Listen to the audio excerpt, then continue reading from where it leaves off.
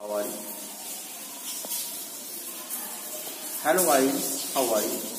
आज हम आप लोगों को मनुष्य का पाचन तंत्र यानी ह्यूमन डाइजेस्टिव सिस्टम के बारे में बताएंगे, समझाते हैं। आइए देखिए। Digestive DIGESTIV system human digestive system of human. इसमें सबसे पहले मनुष्य की आहार नाल alimentary ALIMENTRY canal of human. Alimentary canal का पूरा चित्र मैंने बना दिया है। अब इसके वन बाय वन सभी जो हमारे पार्ट्स हैं उनके बारे में आपको बताते हैं। सबसे पहले आप आइए माउथ यानी माउथ एंड माउथ कैविटी, ये वाला हिस्सा मुख एवं मुख गुहा। मुख क्या है? मुख मनुष्य के मुख की बात मैं बताने जा रहा हूं। मनुष्य के दो कोमल होठों से आगे बढ़ने पर या दो कोमल होठों से जो ओपनिंग होती है अंदर, जो कैविटी, दो कोमल होठों के पीछे जो रिक्त स्थान होता है उसे मुख गुहा कहते हैं। मुख गुहा में दांत टीथ पाया जाता है। दो जबड़े होते हैं, निचला जबड़ा, ऊपरी जबड़ा। निचला जबड़ा जो हमारा होता है वो चल होता है, ऊपरी जबड़ा हमारा जो होता है अचल होता है। जबड़े में अस्थायी दांत जो होते हैं वो 20 होते हैं, जिन्हें हम दूध के दांत भी कहते हैं। और जैसे जैसे बच्चा बड़ा होता है दूध के दांत गिर जाते हैं और फिर अस्थायी दांत आते हैं। इनकी संख्या 32 होती है, दोनों जबड़ों में मिला के ऊपर नीचे। अस्थायी दांतों की संख्या 32 होती है और अस्थायी दांतों की संख्या 20 होती है। अस्थायी दांतों का दंत सूत्र 2102/2102 और अस्थायी दांतों का दंत सूत्र होता है 2123/2123। मनुष्य के मुख में दोनों जबड़ों में 4 तरह के दांत पाए जाते हैं। आगे के 4 दांत, ऊपर के 4 दांत नीचे के कृंतक कहलाते हैं। टोटल 8 दांत हो गए। इसके कृंतक के बगल 1 दांत ऊपर 1 दांत नीचे, 1 दांत ऊपर 1 दांत नीचे, यानी 4 दांत रदनक कहलाते हैं।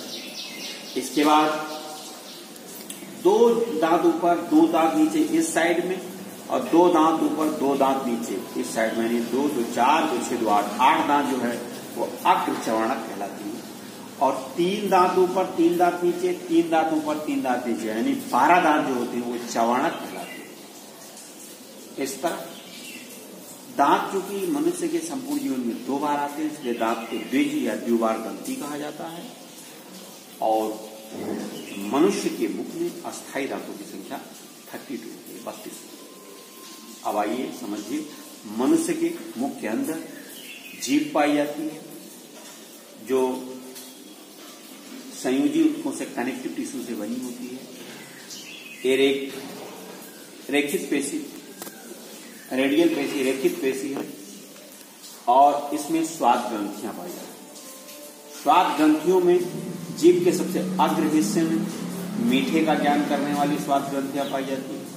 उसके पिछले हिस्से में खट्टे का ज्ञान कराने वाली, नमकीन का ज्ञान कराने वाली, उससे पीछे खट्टे का ज्ञान कराने वाली और सबसे जीभ के सबसे पिछले सिरे में कड़वे का ज्ञान कराने वाली स्वाद ग्रंथियां पाई जाती हैं। जब हम किसी भोज्य पदार्थ को लेते हैं जो गर्म होता है तो हमारे मांसपेशियों का प्रसार होता है और स्वाद ग्रंथियों का मुख जो है वो खुल जाता है, ओपन हो जाता है, जिससे हमें भोजन स्वादिष्ट लगता है। और अगर हम फ्रिज में ठंडा किया हुआ भोजन या ठंडा भोजन करते हैं तो हमारी जीभ की जो मांसपेशियां हैं उनमें संकुचन होता है, स्वाद ग्रंथियों की ओपनिंग जो है वो कम हो जाती है, जिसलिए भोजन हमें स्वादिष्ट नहीं लगता है। अब आइए जीभ का कार्य क्या है ये भी जान लीजिए।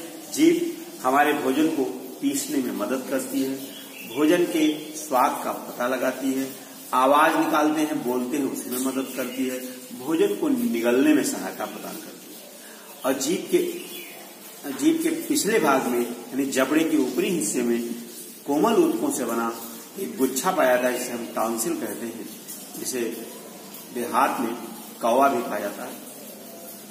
अब आप देखिए, भोजन को हम मुख गुहा के अंदर ले जाते हैं और इसके बाद दांतों की सहायता से पीसना शुरू करते हैं। तो जब हम दांतों से पीस कर भोजन खाते हैं तो लार का स्राव होता है। लार में टाइलिन नामक हार्मोन पाया जाता है जो 40% स्टार्च यानी मंड का पाचन कर देती है, जिससे चबाकर भोजन को खाने से भोजन मीठा लगता है और लगभग 40% शर्करा का पाचन मुख गुहा के अंदर हो जाता है। अब आइए, हमारे मुख में लार ग्रंथियां होती हैं। 3 जोड़ी लार ग्रंथियां पाई जाती हैं। कई बार बोर्ड में पूछा गया है कि मनुष्य के मुख में कितनी जोड़ी लार ग्रंथियां होती हैं, तो 3 जोड़ी लार ग्रंथियां होती हैं। मुख के सबसे अग्र हिस्से में इस हड्डी को अधोहन हड्डी कहते हैं। यहाँ पे इसके अग्र हिस्से में, निचले जबड़े के सबसे अग्र हिस्से में जो लार ग्रंथि पाई जाती है उसे अधोहन लार ग्रंथि कहते हैं। इसके बाद जो हमारी जीभ होती है उसकी निचले भाग में, जहां से जीभ तलवे से जुड़ी होती है, उस हिस्से में एक जोड़ी लार ग्रंथि पाई जाती है जिसे अधोजिह्वा लार ग्रंथि कहते हैं। और दोनों कानों के बगल एक यानी एक जोड़ी लार ग्रंथि पाई जाती है, उसे हम कर्णमूल लार ग्रंथि कहते हैं। इन लार ग्रंथियों से लार का स्राव होता है। भोजन मुख गुहा में जाने के पश्चात दांतों द्वारा पीसा जाता है और पीसने के पश्चात जो है स्टार्च का पाचन प्रारंभ हो जाता है, क्योंकि लार में टाइलिन नामक एंजाइम पाया जाता है, जिससे स्टार्च या मंड का पाचन होता है, जिससे भोजन हमको मीठा लगता है। यहाँ तक की बात हो गई।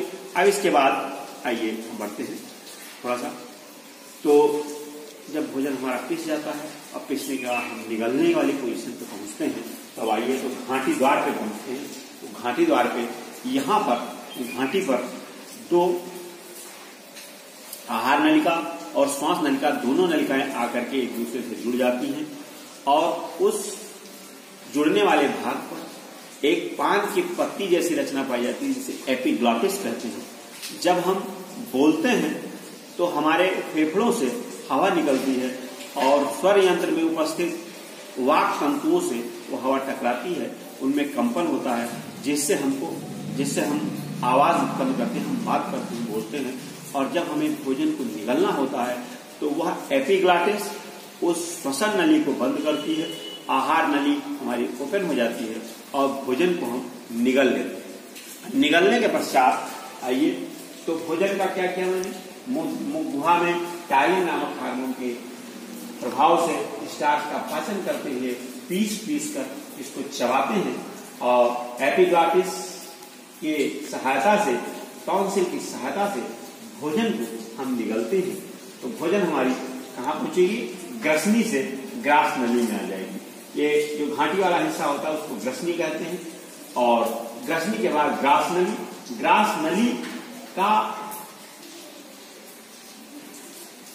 अग्र सिरा यानी प्रारंभिक सिरा ग्रसनी से जुड़ा होता है और इसका पिछला सिरा आमाशय से जुड़ा होता है। ग्रास नली की लंबाई 25 सेंटीमीटर होती है और इसमें क्रमाकुंचन गति होती है। क्रमाकुंचन गति लहरदार गति होती है, ऊपर से नीचे की तरफ ऐसे, जिससे भोजन हमारा ऊपर से नीचे की तरफ बढ़ता जाता है।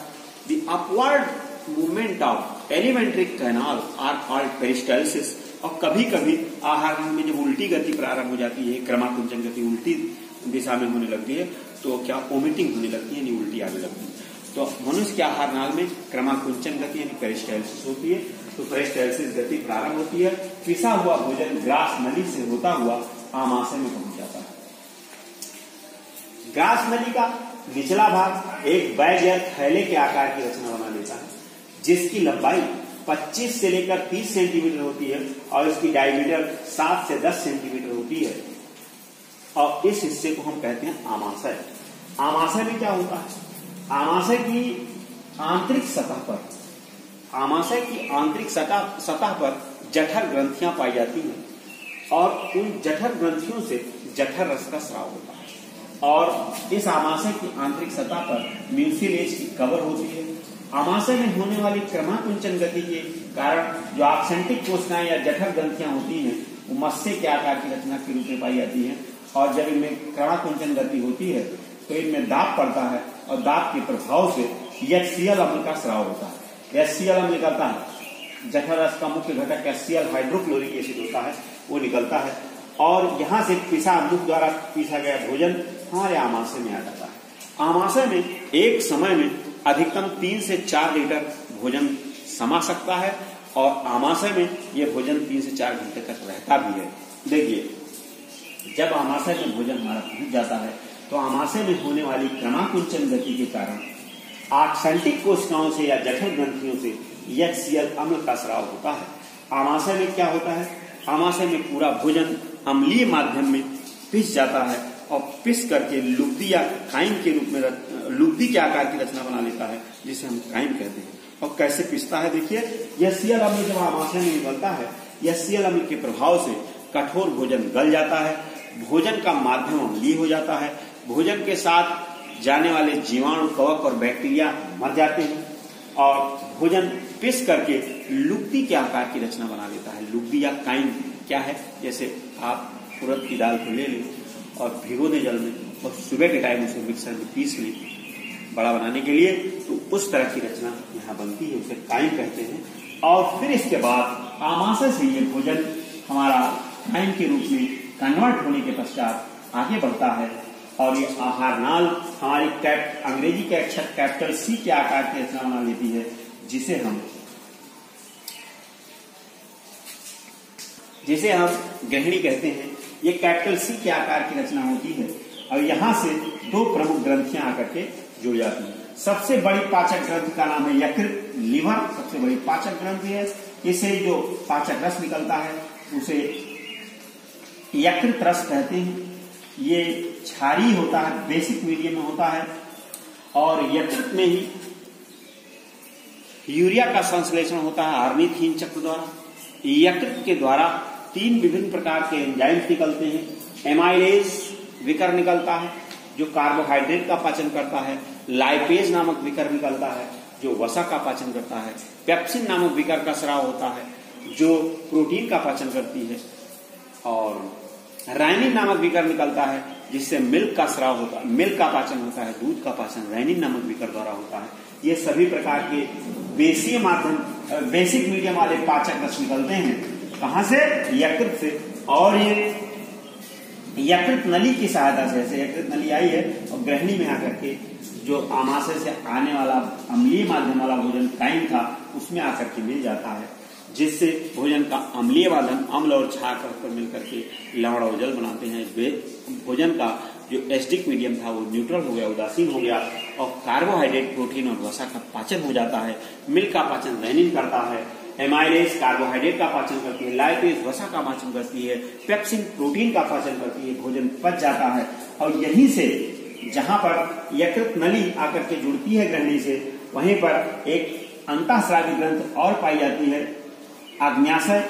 आग्न्याशय नामक ये पान के पत्ती जैसी संरचना होती है। इस ग्रंथ से 2 प्रमुख इसमें लैंगरहैंस की दीपिकाएं पाई जाती हैं, जिनमें 2 तरह के प्रमुख हार्मोन निकलते हैं, ग्लूकेगान और इंसुलिन। ग्लूकेगान जो शरीर की अतिरिक्त शर्करा होती है उसे ग्लाइकोजन में चेंज करती है और इंसुलिन नामक हार्मोन जो निकलता है वो शर्करा के पाचन में सहायता करती है। अगर इंसुलिन नामक हार्मोन की शरीर में कमी हो जाएगी तो इंसान को मधुमेह नामक यानी डायबिटिक हो जाएगा, मधुमेह नामक बीमारी हो जाएगी। तो गृहिणी से हमारा भोजन छोटी आंत में पहुंच जाएगा। छोटी आंत की लंबाई 7 से 8 मीटर तक होती है। ये पतली नली होती है जिसके अंदर रसांकुर पाए जाते हैं और पचा हुआ भोज्य पदार्थ पाचक रस के रूप में, इसमें भी क्रमाकुंजन गति होगी, पाचक रस के रूप में रसांकुरों द्वारा अवशोषित कर लिया जाता है। प्रतिदिन लगभग 2 से 2.5 लीटर पाचक रस का ये अवशोषण करते हैं रसांकुर और इसे हमें ब्लड में पहुंचा देते हैं। और जो हमारा जल और बिना पचा हुआ भोज्य पदार्थ तो छोटी आंत से होता हुआ बड़ी आंत में घुस जाता है और बड़ी आंत का सबसे निचला सिरा जो एक पूछ जैसी रचना के रूप में अवशेषियम के रूप में पाया जाता है, इसे कृमि रूप पर इसका कहते हैं। ये जब आज मानव के रूप में मानव पाया जाता था तो घास, कंदमूल, फल आज खाता था तो सेलुलोज के पाचन के लिए ये अंग विकसित था, लेकिन अब ये अंग हमारे शरीर में केवल अवशेषियम के रूप में रह गया है। कभी कभी ये अंग बढ़ जाता है, इससे पेट में भयंकर दर्द होने लगता है, इसे अपेंडिक्स नामक बीमारी कहते हैं और इसका इलाज केवल ऑपरेशन है, ऑपरेशन करके इसको छोटा किया जाता है। अब हमारा छोटी आंत से जो पचा हुआ भोज्य पदार्थ है, जिसमें से पाचक रस के रूप में पदार्थ को अवशोषित कर लिया गया है, वो बड़ी आंत में आ जाता है। जल युक्त पतला द्रव पदार्थ होता है, बड़ी आंत से होता हुआ, बड़ी आंत में किसी भी चीज का कोई पाचन नहीं, बड़ी आंत की लंबाई 1 से 1.5 मीटर होती है। ये पचा हुआ भोज्य पदार्थ अतिरिक्त जो अपशिष्ट पदार्थ के रूप में जल युक्त है, वो आकर के मलाशय में भर जाता है। मलाशय का काम केवल मलाशय में जो मल के साथ अतिरिक्त जल की मात्रा होती है उसका अवशोषण हो जाता है, फिर अवशोषण जल अवशोषित कर लिया जाता है और मल जो है वो ठोस रूप में आ जाता है, अर्धठोस। और इसके बाद मल द्वारा मलाशय क्षेत्र द्वारा अपशिष्ट पदार्थ को शरीर से बाहर निकाल दिया जाता है। अपशिष्ट पदार्थ को शरीर से बाहर निकालने की यह क्रिया बहिक्षेपण कहलाती है। बड़ी आंत में किसी भी चीज का पाचन नहीं होता है और छोटी आंत में जो है पचा हुआ भोज्य पदार्थ अवशोषित कर लिया जाता है और जल और शेष बचा हुआ पाचन के पश्चात शेष बचा हुआ अवशिष्ट पदार्थ ये बड़ी आंत में पहुंचा दिया जाता है। यहां से ये होता हुआ मलाशय में आकर भर जाता है और मलाशय से शरीर से बाहर निकाल दिया जाता है। ये पूरी प्रोसेस है और इसके प्रत्येक स्टेप को हम अलग अलग लेसन में आपको समझाएंगे।